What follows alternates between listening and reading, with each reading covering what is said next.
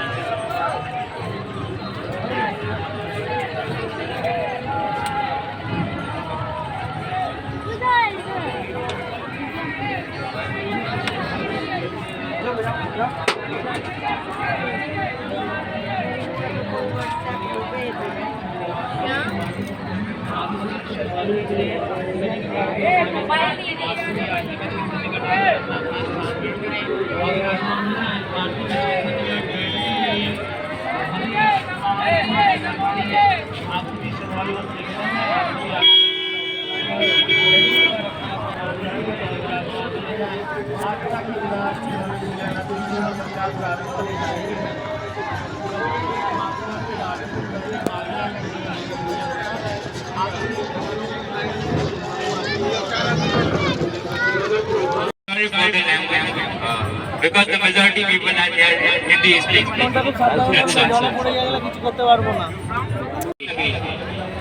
मोक्ष शब्द का महत्व अगर आप लोग समझते होंगे तो बहुत बढ़िया। जो नहीं समझते हैं कुछ चीजों से समझाने की कोशिश करता हूँ। मोक्ष पाने के लिए कुछ लोगों ने अपना भरा भरा परिवार छोड़कर साधु बन गए, सन्यासी बन गए, संत बन गए, योगी बन गए, तपस्वी बन गए, ऋषि बन गए, पता नहीं क्या क्या बन गए।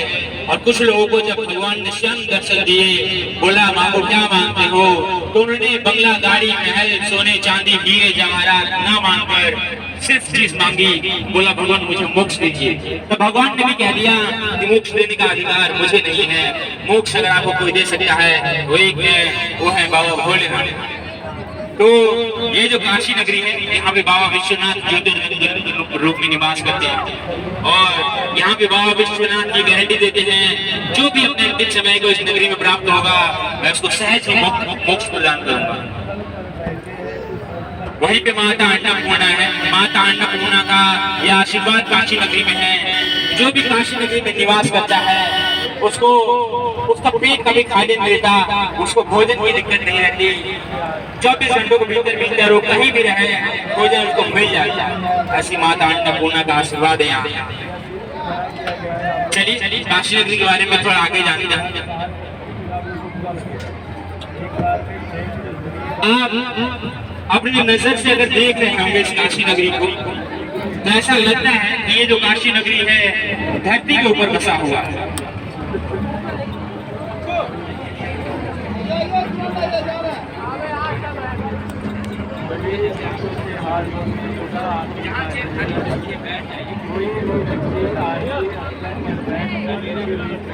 हेलो हेलो हेलो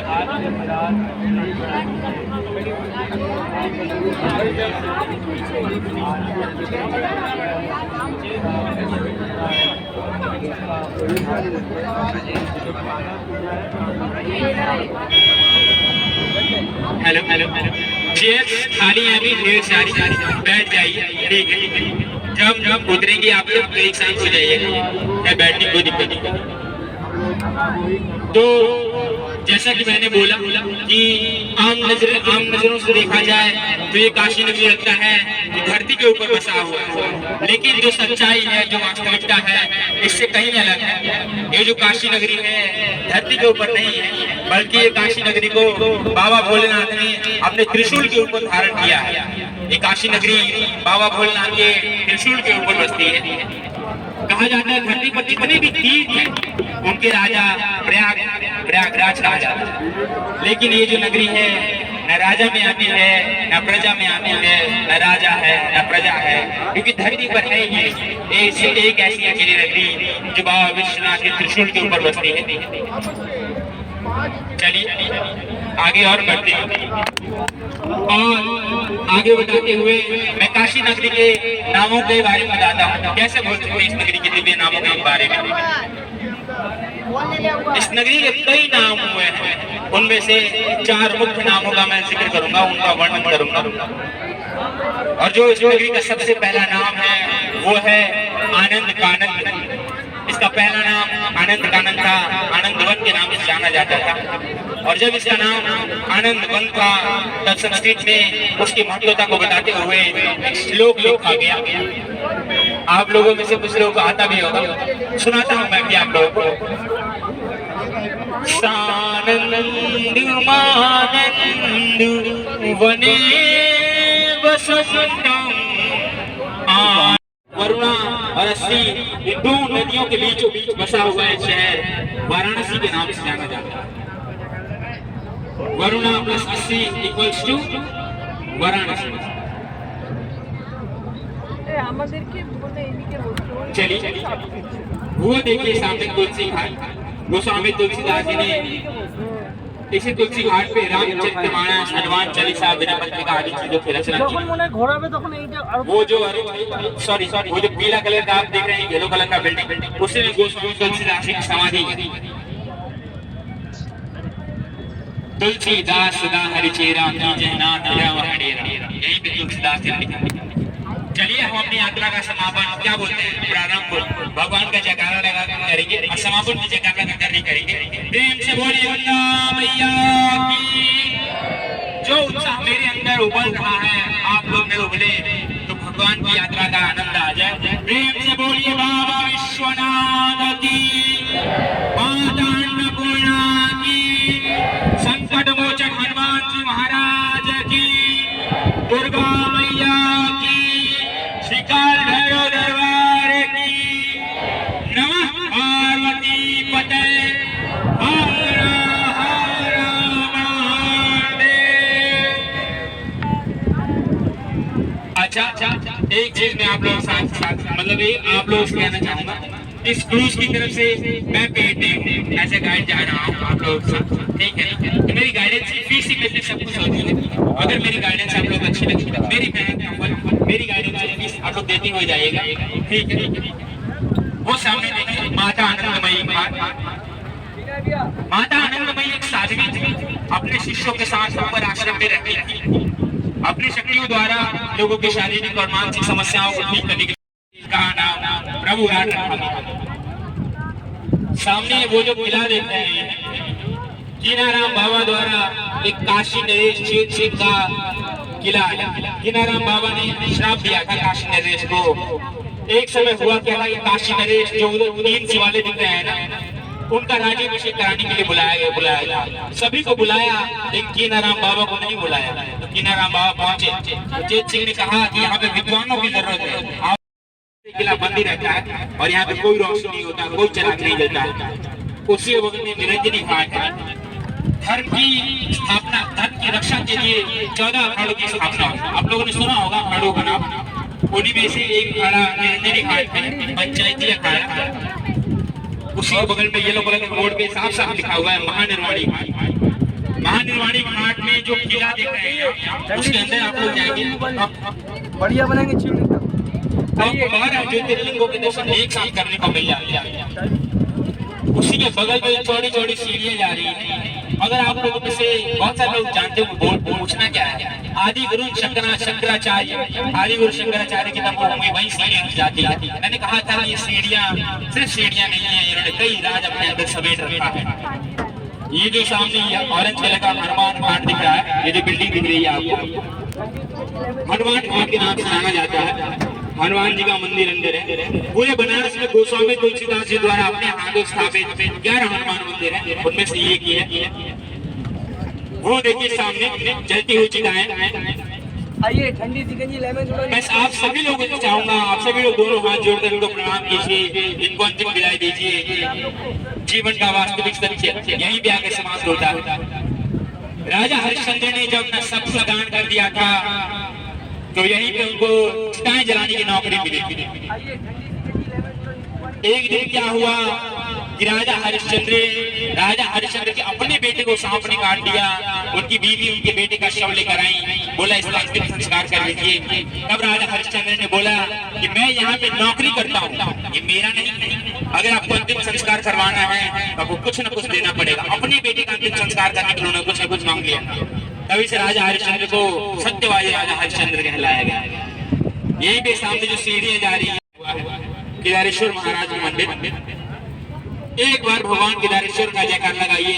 मैं एक कथा सुनाऊंगा आप लोगों को उनसे रिलेटेड। मैं एक बात दावे से कहूंगा कि अगर आपने इस मंदिर में नहीं गए होंगे आप लोग तो आपने ऐसा शून्य कभी देखा नहीं होगा। ऐसा लगता है किसी ने थाली में खिचड़ी परोस के रख दी हो, बीचों बीच उस चिल्ली की लाइन खींची हुई है। एक बार जयकारा बोली तो मैं कथा सुनाने शुरू करूं। प्रेम से बोलिए केदारेश्वर महाराज की जय। एक समय क्या हुआ, ऋषि मंधाता की कथा आती है। ऋषि नहीं थे बल्कि रघुवंश के राजा थे। भगवान भोलेनाथ को बहुत मानते थे, उनको पाने के लिए ऋषि हो गए। ऋषि मंधाता क्या करते, डेली खिचड़ी बनाते, उस खिचड़ी के बीचों बीच एक लाइन खींचते, बोलते आदि मैं खाऊंगा, अपने अतिथियों को खिलाऊंगा और आदि भगवान भोलेनाथ को भोग लगाऊंगा। एक दिन जो उन्होंने खिचड़ी बनाई वो पत्थर की हो गई। अब मंधाता ऋषि चौंक, ये क्या माया, ऐसा कैसे हो सकता है, खिचड़ी भला पत्थर की कैसे हो सकती। मंधाता ऋषि चौंके क्योंकि के दर्शन सौभाग्य से होते हैं। तो मैं आप लोगों से कहूंगा नहीं बल्कि एक रिक्वेस्ट का मान लीजिए, रिक्वेस्ट करूंगा कि आप लोग बाबा केदारनाथ के दर्शन अवश्य कीजिए। ये देखिए 80 घाट से आपके लिए ठंडी ठंडी सिकंजी आई है। देखिए गर्मियों का मौसम चल रहा है, मन को तरी करने के लिए, ठंडा करने के लिए सिकंजी पी सकते हैं आप लोग। वो देखिए वो जो सामने नीचे दुकान की तरह दिख रहा है, रेड कलर का ऐसे बोर्ड है बड़ा सा, 64 घाट पर है।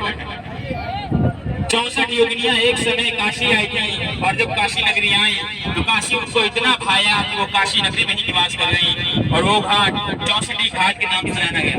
नवरात्र में 2 साल में 2 बार होता है, नवरात्रों के समय। वो जो बांस सजा हुआ आप देख रहे हैं महल में सजाया नहीं गया बल्कि कंस्ट्रक्शन के लिए लगाया गया है। दरभंगा घाट के नाम से जाना जाता है इस घाट को। खैर वो सामने देखिए मीर घाट है, वो सीढ़ियां जा रही है। इस घाट का नाम एक बार और लेता हूँ, जिसने नहीं सुना फिर सुन लीजिएगा। मीर घाट पर एक शक्तिपीठ है, माता विशालाक्षी शक्तिपीठ। आप लोग जानते होंगे टोटल 51 शक्तिपीठ है, उनमें से एक शक्तिपीठ यहाँ पर है। तो आपको अलग से ट्रेन की टिकट देने की जरूरत नहीं है, आप लोग यहीं से सीधे सीधे चढ़ते हुए चले जाइए, माता विशालाक्षी शक्तिपीठ के सहज ही दर्शन हो जाएंगे। तो पहले दशाश्वमेध घाट से ही लोग स्नान करके बाबा विश्वनाथ के दर्शन करने जाया करते थे गलियां से होते हुए, लेकिन सुविधा आप बना दी गई है, कॉरिडोर बना दिया गया है।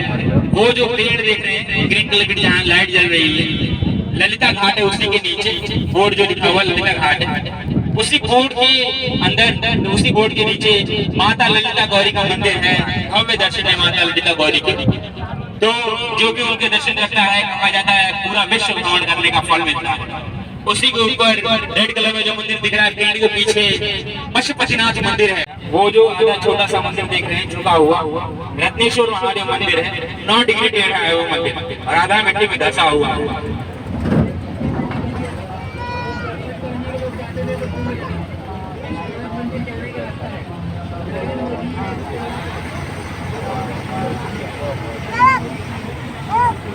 मंडीकर्णिका घाट को आखिर मंडीकर्णिका घाट क्यों कहते हैं, एक छोटी सी कथा सुनाता हूँ, बहुत सारे लोगों के मन में उत्सुकता रहती होगी।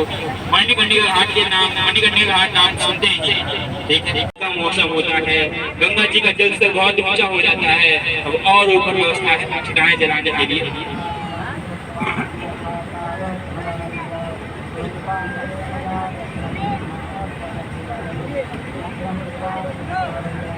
तो अभी हमारी नाव दशाश्वमेध घाट पे जाएगी, दशाश्वमेध घाट पर रुकेगी, ठीक है। तो नाव भरी हुई है, तो मैं आप लोगों से रिक्वेस्ट करूंगा एक दूसरे की सुविधा देखते हुए आप खड़े होइए, बैठिए, ताकि पीछे जो लोग खड़े पीछे लोग जो बैठे हैं उनको असुविधा ना हो, ठीक है। भारत देश है, भाईचारे से सदियों से रहता हुआ आया है, तो यहाँ भी भाईचारा दिखाना, किसी को भी सुविधा ना हो, ठीक है। फोटोग्राफी वीडियोग्राफी यहाँ पे सभी के मन पे चल रहा होगा कि फोटो लेके जाएंगे घर में दिखाएंगे, लेकिन अभी उसी तरह खड़े हो जाएगा ताकि पीछे वाले को तकलीफ नहीं हो।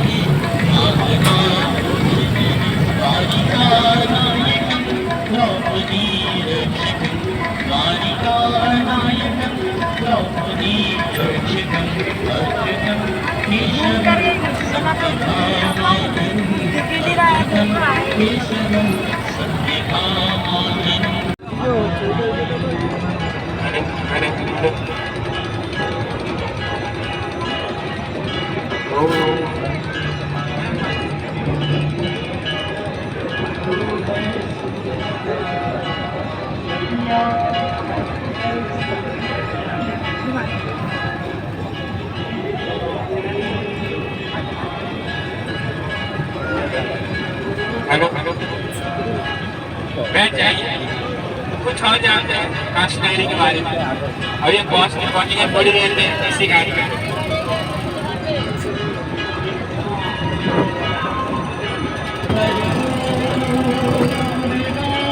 जिन्होंने दिया जला लिया है नीचे जाके दे दीजिएगा, और जिन्होंने दिया नहीं जलाया है वो क्या कीजिएगा, जब अस्सी खाड़े पहुंचेंगे अपने हाथों से भैया में चढ़ाई देंगे और बेहतर रह जाए। अपने हाथों से अपनी आरती लीजिएगा, भैया में अपने हाथों से अर्पण कीजिएगा। चलिए, यहाँ पे गंगा जी की आरती खत्म हो गई है। अभी शिव तांडव स्तोत्रम से बाबा विश्वनाथ की आरती होगी। जटाटवी गलज्जल प्रवाह पावितस्थले गलेवलं यलम्बितां भुजङ्गतुङ्गमालिकां डमट् डमट् डमट् डमट् निनादवड्डमरवयं चकार चण्डताण्डवम्। अभी होगी यहाँ पे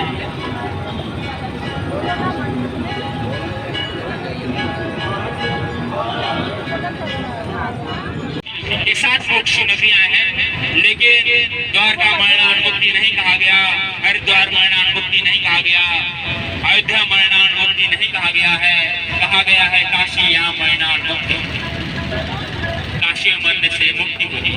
पता नहीं विधि ने ऐसा क्यों किया है।